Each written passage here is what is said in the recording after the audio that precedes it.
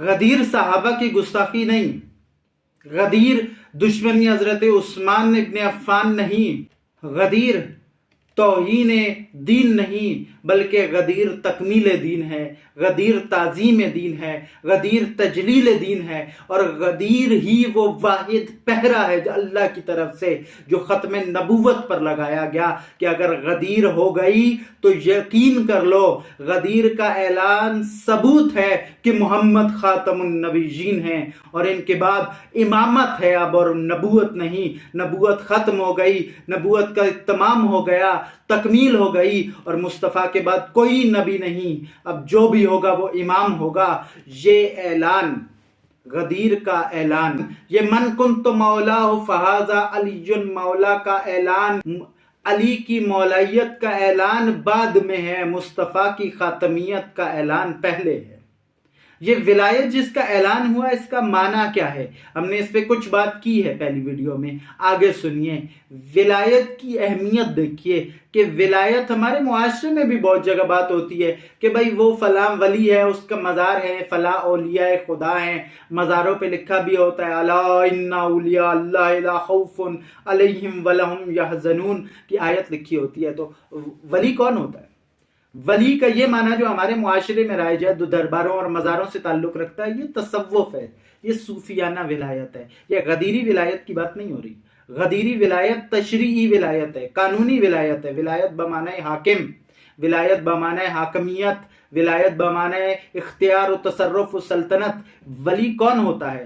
وہ جس کے پاس معاشرے کا اختیار ہو، یعنی جو معاشرے کا حاکم ہو، ولی اور امام وہ ہوتا ہے۔ تو اب ولایت کا تصوف والا معنی یہ غیر غدیری معنی ہے، اور یہ معنی کہاں سے آیا؟ یہ اس مکتب سے آیا جنہوں نے غدیر کو دوستی کے طور پر لیا، کیونکہ ولی خدا یعنی اللہ کا دوست، اللہ کا قریبی۔ لیکن غدیر میں اس بات کا اعلان ہوا کہ علی ولی اللہ، نہ بابا، کس نے کہا؟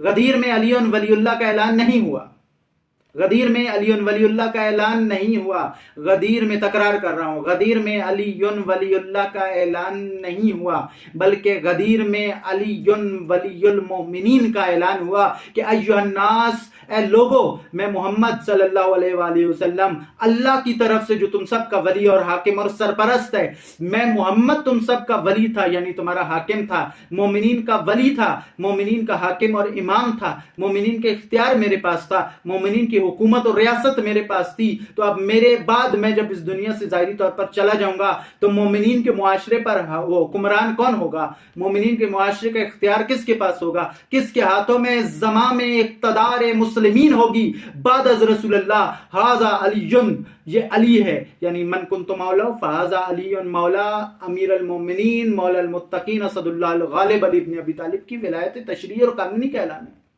علی ولی اللہ تو سب مانتے ہیں، نہ سنی کو اختلاف ہے، نہ شیعہ کو اختلاف ہے، اور علی کے دشمن بھی یہ تو مانتے ہیں کہ علی اللہ کا پیارا ہے، یہ تو سب مانتے ہیں۔ علی ولی اللہ سے کسی کو اختلاف نہیں ہے، بلکہ غدیر اعلان ہے علی ولی اللہ کے ساتھ ساتھ علی ولی المومنین۔ اس کا اعلان اور کہاں پر ہوا؟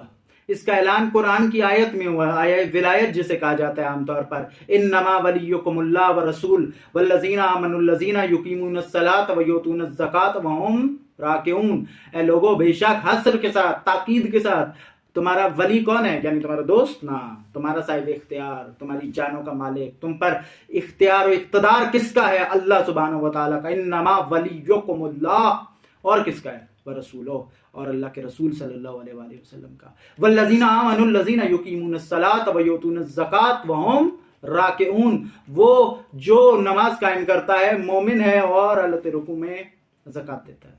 یہ بھی ولایت بر مومنین، ولایت مومنین کا پیغام ہے، اور غدیر اس کی اعلان کا ہے۔ اگرچہ ولایت کے تین حصے ہیں، تین شعبے ہیں بنیادی طور پہ۔ پہلا ولایت تشریعی اور سیاسی ہے، جس پر ہمارا امیر المومنین کے شیعوں کا باقیوں سے اختلاف ہے مکتب خلافت سے، کہ رسول اللہ کے بعد تشریعی اور سیاسی ولایت کس کی تھی؟ کس کی تھی؟ رسول اللہ نے کس کو دی تھی؟ اللہ نے کس کو بنایا تھا رسول اللہ کے بعد؟ دوسری ولایت معنوی ہے، یعنی علمی اور معنوی ولایت، جس کے اندر عالم کان و ما یکون کا علم ہے باذن اللہ سے، اللہ کے حکم سے۔ اور تیسری ولایت تکوینی ہے کہ باذن اللہ سے اس پوری کائنات میں تصرف، جو ولی خدا، خدا کا قریبی، جو خدا کے جتنا قریب ہوتا ہے اتنا اس کائنات پر اس کا اختیار بڑھتا جاتا ہے۔ تو یہ تین معنی ہے، لیکن غدیر تخصصاً اگرچہ عمومی طور پہ کلی طور پہ ان تینوں پر بات ہو رہی ہے رسول اللہ کے خطبے میں، لیکن تخصصاً اسپیشلائز طور پہ کسٹمائز طور پر کون سی ولایت کی بات ہو رہی ہے؟ ولایت سیاسی اور ولایت تشریعی کی، تشریع شریعت سے۔ تو یہ غدیر اس بات کا اعلان ہے عزیزان محترم۔ اور اب اہل بیت علیہ السلام کے کلام کو دیکھیں تو ہمیں غدیر میں کیا نظر آتا ہے؟ سیدہ فرماتی ہیں ہماری ولایت نظام ہے، ولایتنا امان من الفرقہ و امامتنا نظام للملہ۔ سیدہ کائنات فرماتی ہیں ہماری ولایت تفرقہ بازی سے بچاتی ہے، یعنی تفرقہ بازیاں غدیر کی وجہ سے نہیں ہوئی، غدیر چھوڑنے کی وجہ سے ہوئی ہیں۔ آج مسلمانوں میں انتشار غدیر کی وجہ سے نہیں، غدیر چھوڑنے کی وجہ سے ہے۔ آج عالم اسلام کے حصے بکھرے غدیر کی وجہ سے نہیں، غدیر چھوڑنے کی وجہ سے ہیں۔ میں نہیں کہہ رہا، یہ صدیقہ کائنات صدیقہ کبریٰ بضعۃ الرسول فاطمہ الزہرا سلام اللہ علیہ نے فرمایا ولایتنا امان من الفرقہ و امامتنا نظام للملہ، ہماری امامت نظام ہے، غدیر دل میں رکھنے کے لیے نہیں ہے بلکہ اپنا دل غدیر کے قدموں پہ رکھنے کے لیے۔ غدیر یعنی وہ نظام زندگی جس کے تحت میں زندگی گزاروں، اس کا پہلا حصہ صرف دل میں رکھنے کے لیے، یعنی محبت، تسلیم، اطاعت کا ارادہ، اور پھر پوری زندگی مولا کے فرمان، جو فرمان رسول فرمان خدا کی تشریح ہے، اس کے مطابق چلنا۔ آپ کا معاشرہ، آپ کی سیاست، آپ کی معیشت، آپ کا تعلقات، آپ کے روابط، آپ کے انفرادی اور اجتماعی خانگی نظام، اجتماعی نظام زندگی، آپ کا سوشل لائف سٹرکچر، آپ کا پرسنل لائف سٹرکچر، یہ سب کا سب کچھ کس کے مطابق ہو؟ قال اللہ و قال الرسول، اور اسی کی تشریح میں قال الامام المعصوم کے مطابق۔ یہ ہے ولایت۔ اب ایک جملہ اور عرض کرتا چلوں، غدیر آغاز ہے کس کا؟ تکمیل دین کا۔ غدیر تکمیل دین کا آغاز ہے، لیکن خود غدیر کی تکمیل غدیر یعنی وہ تکمیل دین غلبے کے ساتھ کب آئے گی؟